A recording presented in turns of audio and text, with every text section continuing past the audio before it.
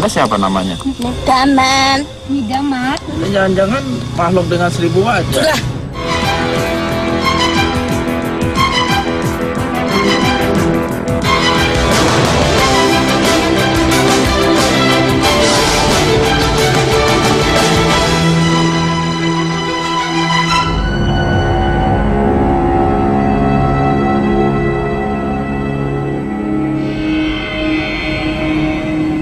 Jalanan curam di Sigar Bencah Tembalang ini jadi legenda di daerah Semarang, Jawa Tengah. Bukan karena keindahan pemandangan, tapi karena jalanan ini sering makan korban. Memang, jalan berlubang dan minim penerangan bisa membuat celaka pengguna jalan. Tapi, cerita mistis terlanjur berkembang. Kabarnya, ada gangguan makhluk ular besar di daerah ini. Kami mencoba menelisik kebenaran kabar tersebut. Malam ini saya sedang berada di Tanjakan Sigar Bencah, Semarang. Di tanjakan ini sangat sering terjadi kecelakaan dan dikenal juga banyaknya gangguan-gangguan gaib yang sering terjadi. Mungkin lebih lanjutnya saya akan langsung bertanya kepada Bapak Nana. Selamat malam, Bapak. Ya, Bapak bisa tolong jelaskan ini tuh sebenarnya hal-hal gaib atau gangguan seperti apa sih Pak yang sering terjadi di sini, Pak? Banyak sekali, Mbak. Pada waktu itu ada serombongan dari desa Kontra itu pulang dari lamaran, terus satu mobil penuh masuk ke jurang situ. Cuma satu yang selamat, anak kecil, dan dia menyaksikan ada gangguan di situ, makhluk tinggi besar hitam yang katanya pegang mobil itu terus dipontang-pantingan ke sana kemari, jadilah kecelakaan di sana. Iya. Dan masih banyak lagi yang ada yang ular besar itu yang sering sekali mengganggu. Kalau ada orang yang lewat sini sendirian, itu biasanya ularnya di tengah jalan melintas dan bikinlah motor itu terguling. Terima kasih banyak Bapak atas penjelasannya. Ya, Pak Hakim, kita sudah mendengar penjelasan dari Pak Nana ya. Itu menurut Pak Hakim sendiri bagaimana? Ya, emang cukup menarik ya sebuah fenomena di jalan yang cukup lapang ya. Cuman memang kontur jalanannya itu terlalu curam ya. Kalau nanjak itu memang terlalu tajam, turunan juga terlalu tajam. Cuman ada sisi lain yang menarik perhatian saya gitu kan. Memang ada beberapa sosok penampakan, apalagi sempat ada interaksi juga dari mereka. Ya seolah-olah mereka itu memang ini kawasan perkampungan mereka. Ada sebuah kerajaan gitu, ada sebuah perkampungan gitu. Dan jalanan ini sering terjadi gangguan karena memang menurut mereka, ini kita juga nanti coba bertanya dengan mediator, jalan ini mengganggu. Sekarang waktunya mediumisasi.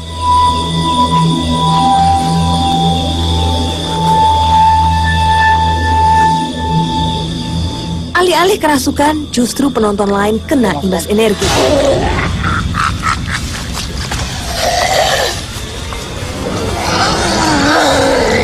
Tapi dompetnya tolong diambil, Mas.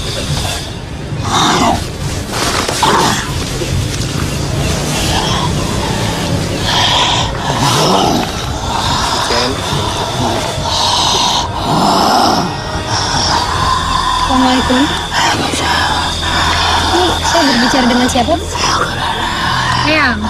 Yang ini wujudnya seperti apa, Yang? Apa Anda yang suka mengganggu? Iya. Kenapa yang suka menampakkan diri? Untuk makan. Untuk makan. Emang yang makannya apa? Oh, makannya orang. Emang di alam Anda nggak ada makanan lain selain manusia, Pak? Gimana cara makannya itu? Anda bukan muslim kali ya? Masa muslim seperti itu sih? Iya. Tapi tadi bisa jawab salam ya? Kami. Apa udah umum itu? Anda selain suka menampakkan diri sebagai ular, apa lagi yang suka Anda lakukan di sini, Mbak? Aku racunnya. Anda tinggal sama siapa aja? Anak ketek 5. Ketek 5. Oh ya, anak buah. Tapi Anda suka juga menampakkan bentuk lain, bukan seperti ular misalnya? Seperti apa aja? Gak bisa. Orang itu. Dikutuk. Dikutuk sama siapa? Wali Wali siapa? Wali siapa? Wali Joko. Kenapa Anda bisa dikutuk sama Kalijaga? Rusak nenekane. Terus?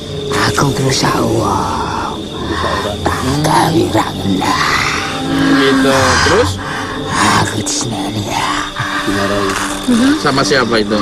Para kaji sudah. Seperti apa? Dimarahinnya seperti apa? Iya. Era itu gak kuat. Aku gak kuat karena itu panganan. Selain dari ular ada berbentuk besar, itu benar ada di sini. Hitam besar. Aku ibu juga. Bentuknya apa itu emangnya? Wih. Istri Anda juga suka mengganggu masyarakat yang suka lewat? Alah. Enggak. Bagian gua. Saya tertarik tadi Anda ngomong apa kutukan dari Kanjeng Sunan itu. Emang dulu itu Anda ini sesosok apa sih? Aku bikin biasa. Terus karena sering mengganggu masyarakat gitu, lantas Anda di ini kan ya, bukan dikutuk mungkin itu, mungkin Disumpahi bodoh wae. Terus Anda sampai ke tempat ini bagaimana itu? Iya. Aku yang mamaku di sini. Oh, jadi Selas lewat. oh Kanjeng pernah ke sini juga. Ini karena ini kan Islam juga kancing senai kali itu. Tahun berapa waktu itu? Saya kita mati. Terus betul di sini ada apa berdiri sebuah kerajaan gaib? Oh, kerasaanku tuh ya. Kenapa sih makhluk sebangsa Anda, sebangsa jin itu perlu dengan adanya sebuah kerajaan gitu? Ayo gue berangkat. Cincin kafe tuh. Terus Anda punya menteri-menteri juga? Iya.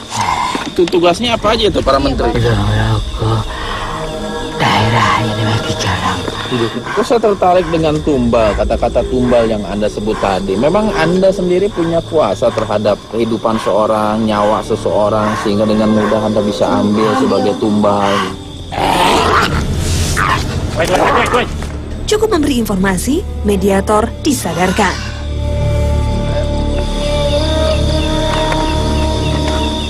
Tiba-tiba, saya merasa tubuh saya melayang. Ada apa ini? Tetap di Dua Dunia.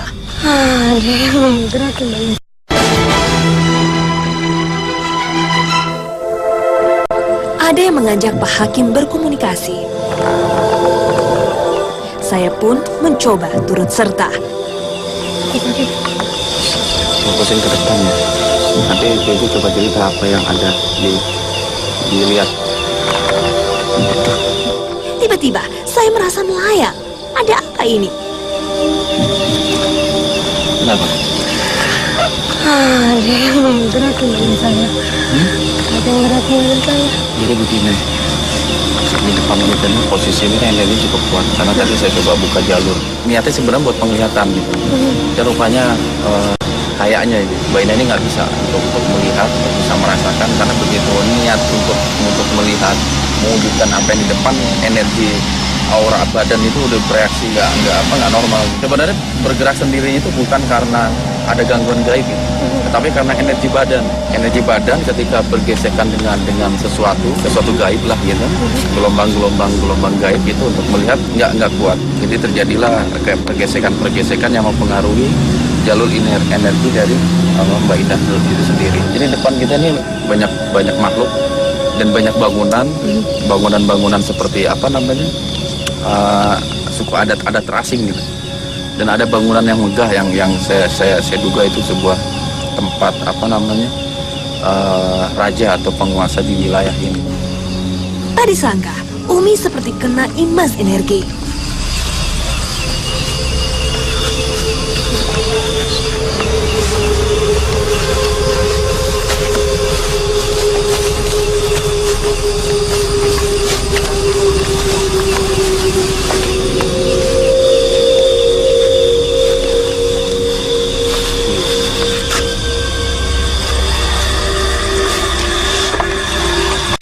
Anda siapa namanya?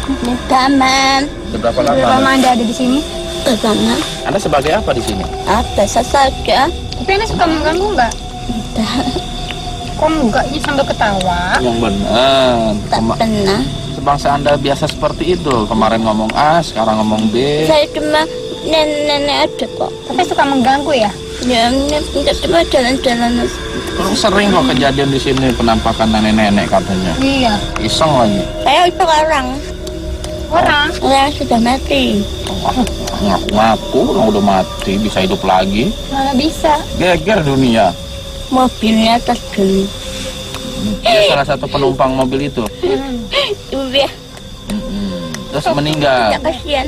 Kasihan, iya, kami kasihan lah sama korban yang terjadi di sini. Itu semua musibah. Tapi kok Anda tiba-tiba masuk ke alam jin itu loh? Anda semasa jin? Sekarang makhluk di tubuh ini jadi galak. Sudah apanya sudah? Belum lah, ini baru mulai kok udah sudah. Ini Anda sebenarnya siapa sih? Coba Anda cerita ya. Memberikan informasi aja.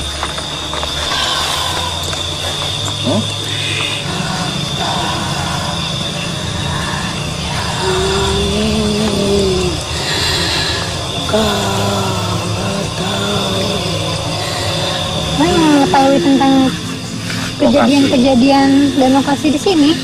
Ini kejadian kecelakaan yang sering terjadi di sini itu memang akibat ulah bangsa Anda.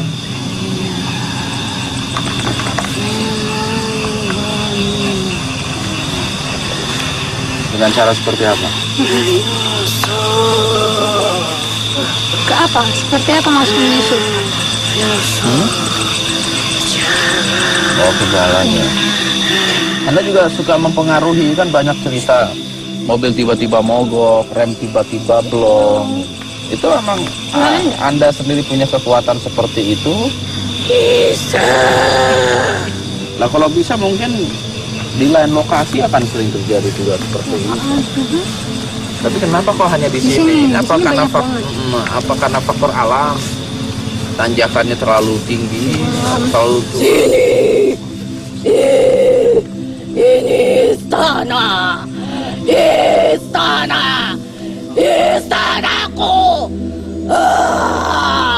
Terus isinya apa istana itu? Apa sama seperti alam manusia? Dan keluarganya. Anda sendiri punya pengawal? Kami punya rakyat. Banyak kan? Berarti boleh dikata tatanan hidupnya sama seperti manusia? Iya. Ada yang coba berkomunikasi sama kami dan bilang kecelakaan di sini kebanyakan laki-laki korbannya. Benar? Iya. Kenapa laki-laki yang menjadi korbannya? Aku membutuhkan laki-laki. Membutuhkan untuk apa? Mengawal. Dan untuk istanaku. Bagaimana bisa? Ah, ngaku-ngaku aja Anda ini. Anda ingin bukti? Bukti kami cukup Al-Quran yang menjelaskan sebuah kebenaran tentang alam Anda. Walahum barzahun ila yaumi yub'atsun. Bagi orang yang meninggal itu ada dinding yang tebal sebagai pembatas. Anda mengganggu semua orang, apa hanya orang-orang tertentu yang Anda ganggu? Nggak dipilih-pilih.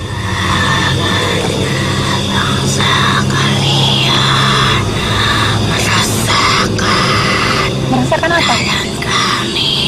Terus yang Anda harapkan apa dari kejadian-kejadian seperti itu sih? Yang kecelakaan terjadi, yang Anda harapkan itu apa? Atas nama kami. Maksudnya apa itu? Penghormatan atas nama Anda? Maksudnya apa? Saya tidak mengerti.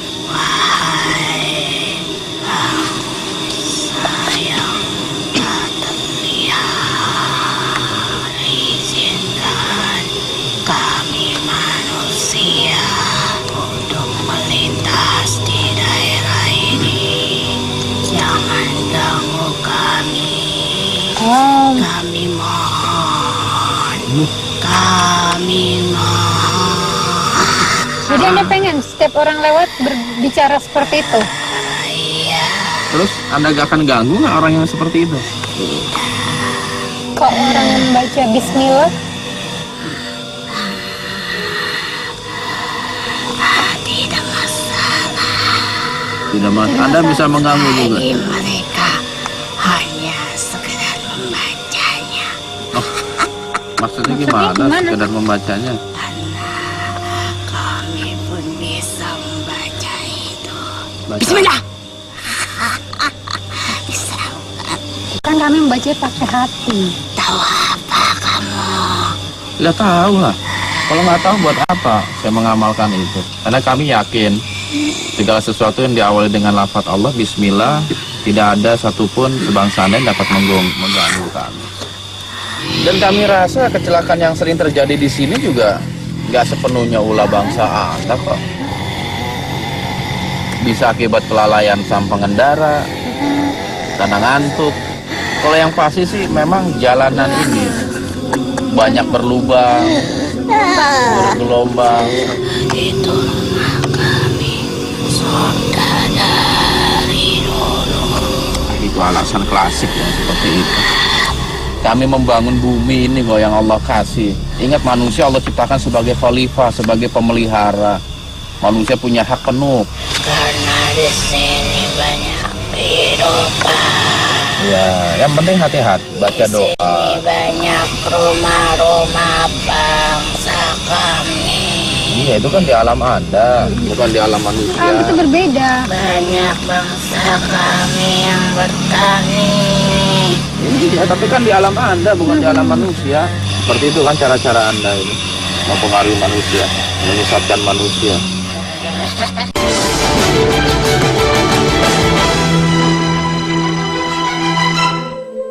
Bangsa Anda atau rakyat Anda itu sejenis apa? Kami dari golongan binatang. Binatang. Binatangnya apa aja selain ular? Sejenis harimau, macan, ada. Kenapa ada penggolongan seperti itu? Emang mereka punya tugas masing-masing? Ular itu tugasnya apa dia? Terus pengganggu juga. Muasa. Pengganggu juga. Karena banyak sekali wujud ular yang suka mengganggu, yang melintas jalanan ini. Terus tugasnya monyet itu apa? Yang lain macan apa tugasnya? Tugasnya apa lagi? Sebagai kekuatan. Kekuatan. Kekuatan apa? Panglima pertempuran. Terus selain wujud binatang ada wujud lain nggak? Banyak. Mereka sama seperti kalian. Mempunyai kehidupan. Mereka bekerja. Mereka mempunyai istri dan suami. Mereka mempunyai anak. Dan mereka mempunyai rumah. Dan mereka mempunyai jabatan. Kamu kerjanya apa biasanya kalau di dunia Anda itu? Banyak bertani. Bertani. Jadi Anda juga makan makanan dari hasil tani Anda. Terus Anda juga Kami memakan apa yang kalian maksudnya gimana? lupa kepada yang memberi makan, maka kami akan mengikuti dan menikmati makanan yang kalian makan. Anda punya hewan ternak juga emang? Hewan ternak itu digunakan untuk apa sih? Hewan tunggangan. Kendaraan gitu maksudnya. Terus di atas itu sering memang orang dijadikan sebagai tempat gerakan, tempat atau apa mencari sesuatu, mencari nomor misalnya. Anda memberikan itu? Kasih. Anda memberikan dengan cuma-cuma? Tidak. Minta apa Anda sebagai balasan?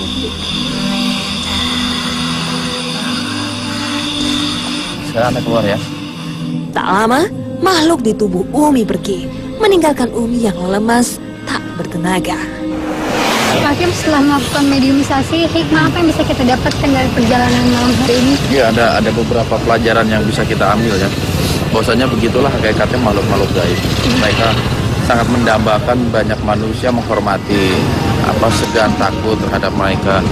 Lantas mereka suka memanfaatkan situasi gitu. Kalau saya lihat memang dari bentuk jalannya ini cukup tinggi ya, tanjakannya itu cukup tinggi gitu, cukup curam ya. Nah, fenomena seperti ini sekarang dimanfaatkan oleh makhluk-makhluk seperti itu dengan memberikan karena faktor alam sering terjadi kecelakaan, mereka mengaku-ngaku sebagai pembuat ini segala macam gitu. Kecelakaan segala macam itu Allah yang menentukan. Mereka hanya menggoda, hanya istilahnya mensiasati gitu loh, agar lokasi yang didiami oleh mereka semua itu masyarakat setempat bisa mengadakan penghormatan. Itu yang pertama. Terus yang kedua, kedua, bahwasanya begitulah fenomena gaib, bahwa makhluk gaib juga hampir sama seperti kita. Mereka punya tingkatan tatanan sosial, ada raja, ada pengawal dan lain sebagainya. Nah, bagi kita sebagai seorang muslim hanya mengimani aja, meyakini adanya makhluk gaib. Nah, terlepas dia mempunyai tatanan seperti apa, karena memang dalam Islam sendiri banyak Allah melalui nabinya menjelaskan tentang karakter-karakter mereka. Tetapi ya itu semua kita sandarkan kepada ajaran Islam, itu bukan pengakuan dari mereka. Mudah-mudahan itu yang bisa kita ambil hikmahnya, Mbak. Masih banyak terakhir. Iya, sama-sama. Anda mengganggu semua orang, apa hanya orang-orang tertentu yang Anda ganggu? Kok orang yang membaca Bismillah? Tidak masalah. Tidak masalah. Anda bisa mengganggu juga. Bagi mereka hanya sekedar membacanya. Kan kami membaca pakai hati. Tahu apa kamu? Karena kami yakin segala sesuatu yang diawali dengan lafaz Allah Bismillah, tidak ada satupun sebangsa yang dapat mengganggu.